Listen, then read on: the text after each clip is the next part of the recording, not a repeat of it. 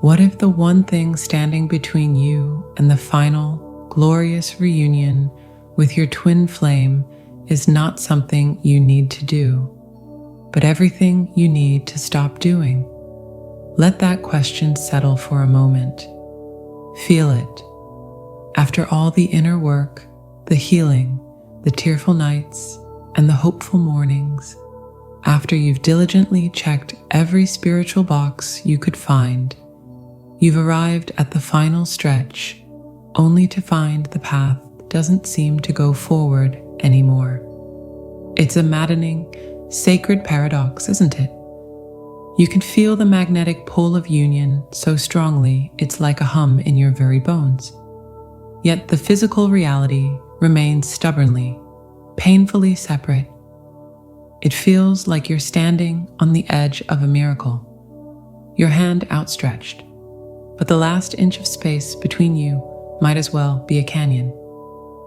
And your soul whispers the desperate, exhausted question, what more could I possibly give? What if the answer is nothing? What if this final, critical step isn't about giving anything at all, but about becoming so utterly complete in your own presence that you stop reaching across that canyon and instead become the very bridge itself? This is the quiet revolution of the final stage. It has nothing to do with manipulating energy or sending out more longing into the universe. It has everything to do with a profound internal shift, so subtle, so counterintuitive that most will overlook it entirely. It's about understanding that the culmination of this entire epic journey isn't found in a dramatic external coming together, but in a silent internal declaration of wholeness that finally makes the external union not just possible, but inevitable. The secret is you're not being prepared for him. You are being prepared to realize you were never, ever separate to begin with.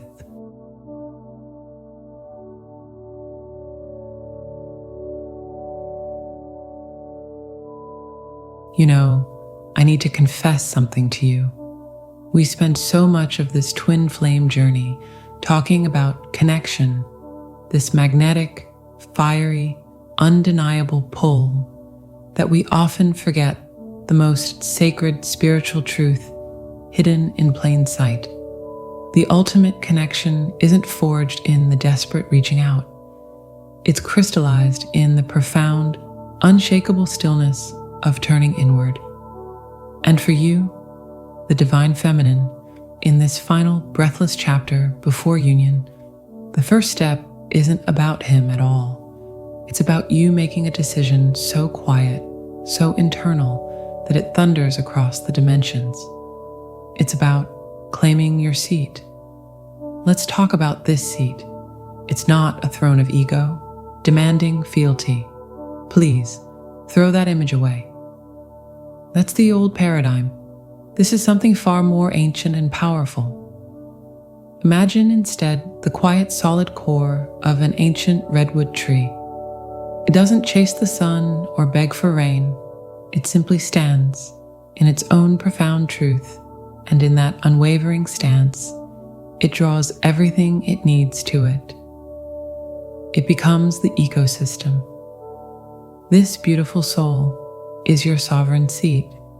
It is the unassailable knowing at the core of your being that you are no longer a participant in the drama, but the holder of the sacred container in which the final act of reunion will gracefully unfold. And here is the mystery, the part that feels like a cosmic joke. To claim this seat, you must release the white-knuckled grip on the story of your twin flame. All of it. The beautiful, painful, intoxicating story of the runner and chaser. The push and pull. The when will he and the if only he could. That story, as real as it feels, is just the costume you both wore for the play. The curtain is falling now. The final stage requires you to step out of character. You have to stop being the loving, patient heroine waiting in the wings for her counterpart to remember his lines. You must become the director, the playwright, and the theater itself. This is the essence of being the energetic gatekeeper. You are not waiting for the door to open. You are the doorway. And a doorway, by its very nature, does not strain or struggle. It simply is. It defines the space between here and there, and in its stable, grounded presence, it makes passage possible. This is where it gets really tough, I know. Because your human self, the part that has loved and ached and hoped, screams that this feels like giving up. It whispers the old fears. If I stop sending him energy, if I stop mentally checking in, he'll forget me. The connection will fade. Oh, my dear, I want you to hear this with every cell in your body. The exact opposite is true. That constant subtle stream of your energy, that mental checking in, that emotional monitoring, it's not love, it's interference, it's static on the line. It's like trying to listen to a sublime piece of music while you're constantly humming the tune yourself. You can't hear it, and neither can he. Think of his soul, your divine masculine, for a moment. He's navigating his own labyrinth of fear and conditioning. His journey is toward courage, toward showing up. And what does a being who is learning to be brave need most? A safe harbor, a place of profound, non-demanding peace. When you are in that state of subtle seeking, you are, in effect, broadcasting a frequency of, I am not quite whole without you. And he, on a soul level, feels the weight of that. It triggers every one of his core wounds about not being enough, about failing, about being engulfed by another's need. So he hesitates. He stalls.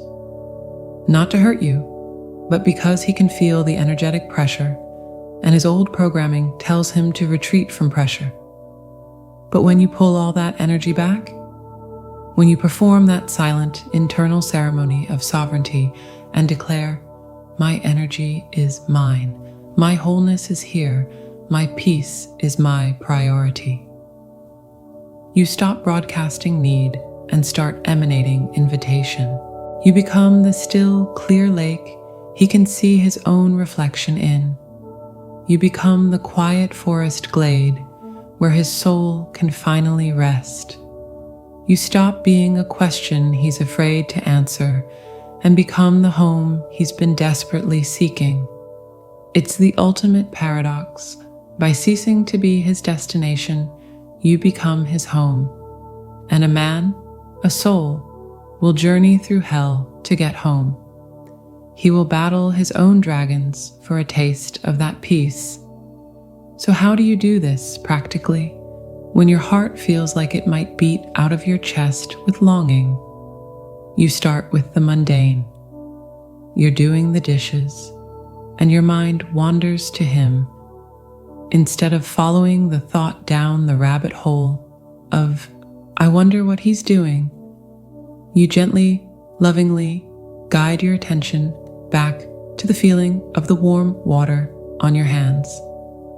You anchor yourself in your body, in your kitchen, in your life. You are, in that moment, mending the leak in your energetic field. You're pulling your power back. You're sitting down in your sovereign seat. It's a million tiny, unglamorous moments of choosing yourself, of choosing presence over fantasy, of choosing your own wholeness over a story of completion that lies outside of you. This isn't a one-time event. It's a moment-to-moment practice of being the lighthouse, not the lifeboat. The lighthouse doesn't chase the ships in the storm. It stands firm, emanating its constant rhythmic light, and trusts that those who are ready will navigate their way to shore. Its power is in its stillness, its reliability. That is your power now. And the most fascinating part of all this, when you truly occupy this space, the entire universe conspires to support your sovereignty. Synchronicities will begin to reflect your wholeness back to you. You'll feel a strength you forgot you had, and you might just find that the silence you were so afraid of becomes the most profound conversation you've ever had. But this is only the beginning of the alchemy, because once you've truly anchored yourself as the gatekeeper, a new, even more mysterious process begins, one where you start to silently weave the very reality you've been waiting for from the inside out.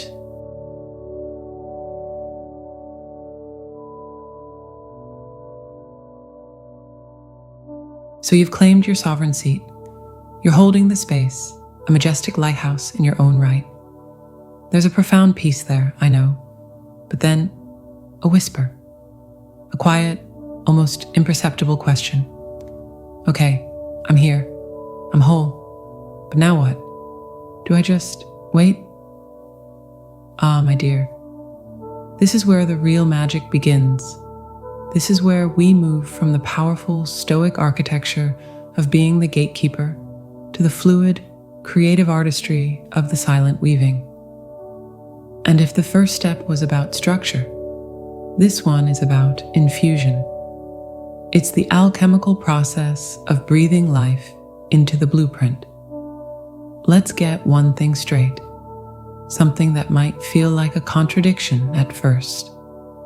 The union you seek is not a future event. It is not a destination on a calendar you're circling with a hopeful yet anxious heart. That's the 3D illusion, the movie you've been watching. What if I told you that the real action isn't on the screen, but in the projector booth? The union exists now, in its complete, perfected, and utterly whole state, in the higher dimensions. Let's call it the 5D, for simplicity's sake. It's a finished symphony. Your job from this seat of sovereignty is not to compose the music. Your job is to tune your entire being to its frequency until the walls between the dimensions become so thin that the music begins to play through you, here, in what you call reality.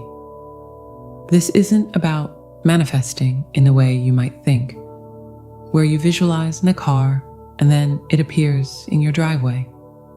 This is far more intimate, far more embodied. It's not about attracting something from the outside. It's about unveiling what is already true on the inside.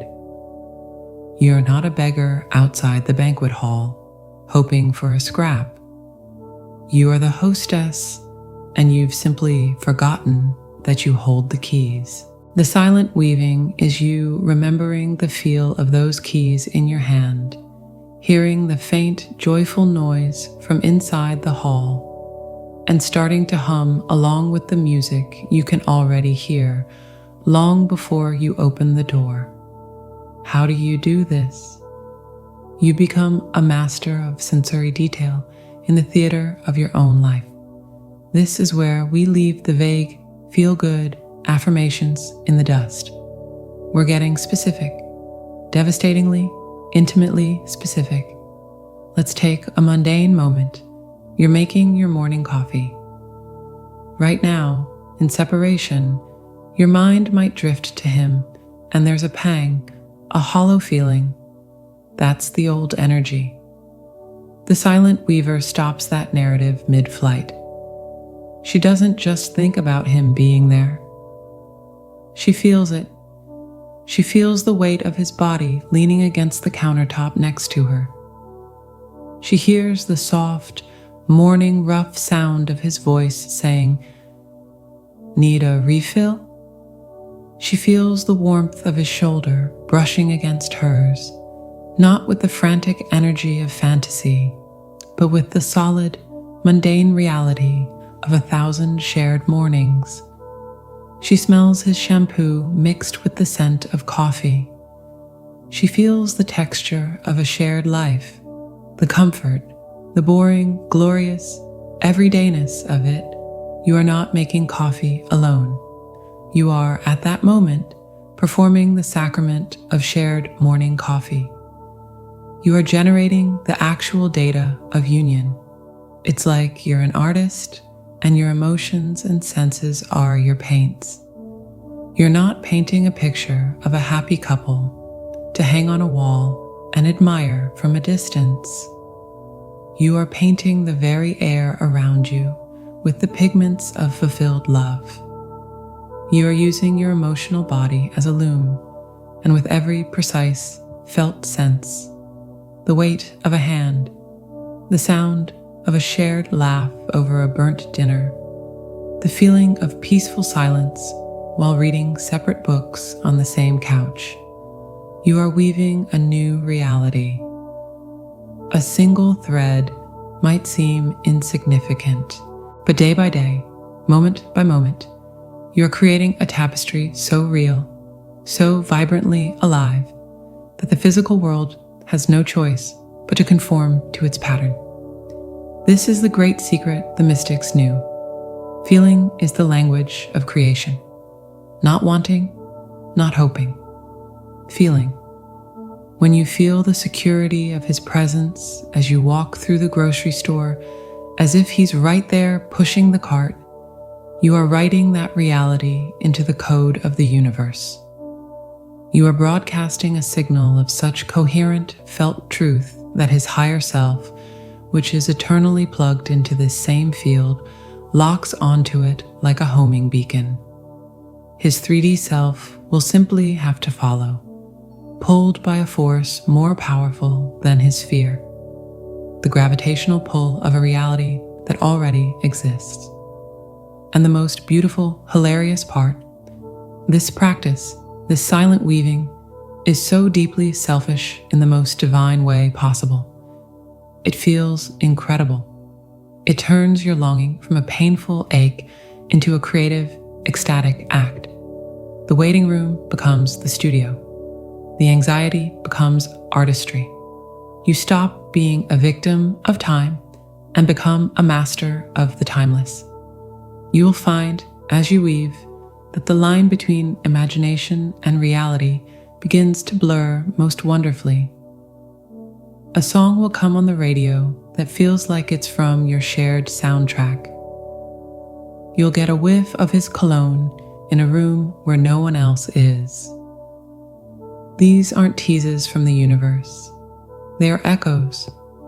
They are proof that your weaving is taking hold, that the tapestry is gaining substance, and that the veil is wearing wonderfully thin. You are not waiting for a miracle. You are performing the miracle, one sacred sensory detail at a time. And the final, most profound discovery, the one that truly marks the end of your journey and the beginning of everything else. It's the day you realize that the love you've been weaving into the world was never for him alone. It was always for you, and that beautiful soul is the secret at the heart of the final union. But that is a story for another time.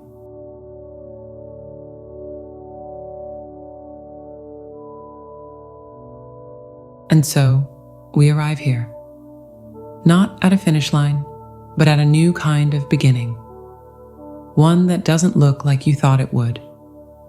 There are no trumpets, no dramatic orchestral swells, at least not in the way your human self might have imagined. The real climax of this entire epic journey is, astonishingly, a whisper. It's the profound, earth-shattering quiet of realizing that the treasure you've been seeking across lifetimes, through tears and synchronicities, through the agonizing pull and the ecstatic push, was never hidden in another person. it was buried in the very nature of your seeking itself. You set out to find your missing half, to solve the beautiful, painful riddle of your twin flame. But the universe, in its infinite and sometimes mischievous wisdom, had a different lesson in mind. It wasn't teaching you how to find completion in another. It was guiding you to the stunning realization that you are the source of completion. This path was never about finding a missing piece of your soul elsewhere. It was a grand, elaborate, and deeply personal ceremony to introduce you to the wholeness that you are, a wholeness that was only ever obscured by the belief that it was missing. Think of it like this. You've been studying a single, breathtaking brushstroke in a painting, agonizing over its color, its texture, its meaning. You've written sonnets about this one stroke, and now, in these final stages, you are finally taking a single step back, and another. And in that new, sovereign perspective, your entire being gasps. You see the whole canvas. You see how that one beautiful, intense, captivating stroke is integrated into a masterpiece so vast and so inherently complete that your focus on the single detail suddenly seems both endearing and comical. You weren't wrong to love the stroke, but you are now free to fall in love with the entire painting, which is, and always was, the truth of who you are. The final union, then, is not a collision of two separate entities crashing together in a desperate, final embrace. That is the stuff of mortal drama. The spiritual reality is far more serene and far more powerful. It is the harmonious resonance of two whole, self-contained universes recognizing their own inherent symmetry in one another. It's the deep, quiet hum of two tuning forks, each perfectly pitched on their own, vibrating in a chord that creates a new, more complex and beautiful frequency. You don't need his note to make your song audible. Your song is already perfect. His presence simply adds a harmony that makes the music of existence more profound. This is the great secret they don't tell you in the storybooks. The ultimate purpose of the twin flame is to lead you so deeply into the labyrinth of love that you have no choice but to find its center within yourself. And when you do, you discover that the center was not a lonely, silent room. It was a sun, a source of light and warmth so potent that its very nature is to shine, to radiate, to create life around it. You become this sun, and from this state of radiant, generative wholeness, the presence of your twin is no longer a necessity for your survival, but a glorious celebration of your existence. So, what step do you take first? You stop taking steps towards something, and you simply become the destination. You allow the seeking to dissolve into being. You let the longing melt into embodiment. You stop trying to get somewhere and realize, with a shock of joy and liberation, that you are already magnificently here. The journey ends where it always was destined to, not in his arms, but in the sublime and unshakable recognition of your own sacred arms, your own boundless heart, your own eternal light. And from that place, my dear, beautiful soul, you will find that every connection, especially the one you once called your twin flame, is no longer a chain that binds, but a dance of free and radiant stars in the same constellation. And the most beautiful part, this isn't the end of the story. It's the preface to a life lived in a new dimension. But what that life looks like, how you navigate the world from this place of unshakable sovereignty, well, that is the next great adventure.